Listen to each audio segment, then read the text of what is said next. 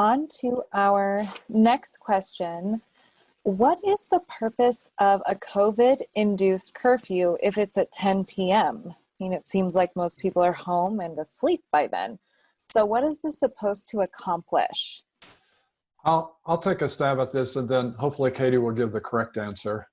First, I have to remind myself, what's the difference between, like, what do these terms mean? Like, you hear this term called social distance, physical distance, whatever. Physical distance is keeping that 6-foot perimeter, 2 grocery carts, 1 ski pole, whatever metaphor you want to use, away from, somebody else.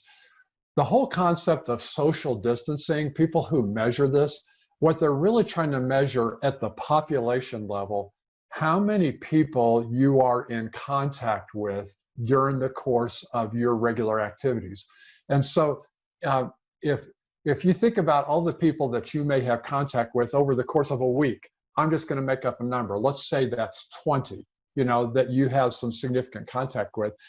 If by curtailing your activities, now that's 10, that's been a social distancing effect of a 50% reduction. Do you see what I mean? You have just lessened the number of people you are in contact with, and the more, the better. So back to my comment before about the many interventions and levers that can be done, what we try to do is like limit the number of people inside a restaurant, limit the number of the people inside a gym. Try to do schools differently, so that there's a little more physical separation, et cetera.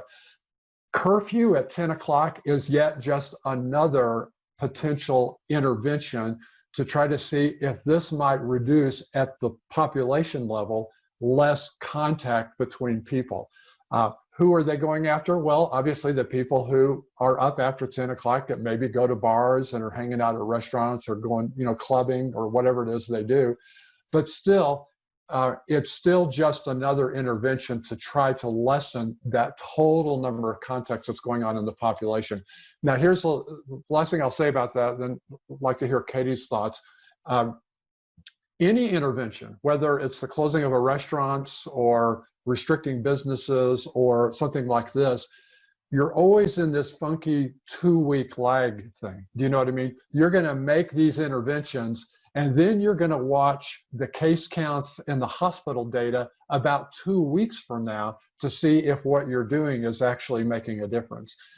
And so then if we go 2 weeks and we say, gee, that really isn't making much difference, maybe we need to do a different intervention or add on something else, et cetera.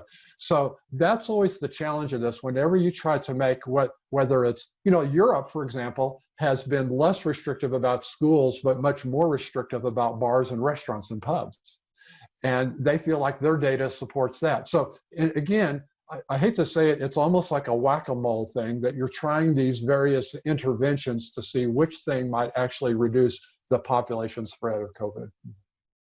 Yeah, Bill nailed it. I mean, one of the things that a lot of people in public health had been talking about over the summer was trying to prioritize schools, for example. But the very first institutions that opened back up after our public health orders were relaxed were bars and restaurants, which, obviously, there are reasons why. But one of the things that, for example, what Bill was talking about with Europe, trying to keep schools open, but then have restrictions more around bars and restaurants, it's really just trying to cut down on the number of contacts that people have. And then with bars and restaurants in particular, places that serve alcohol, it's just one of those things of like, people's inhibitions are lowered. And so even if they were more likely to be, try to be proactive as far as like trying to keep their distance from people or trying to be cognizant about,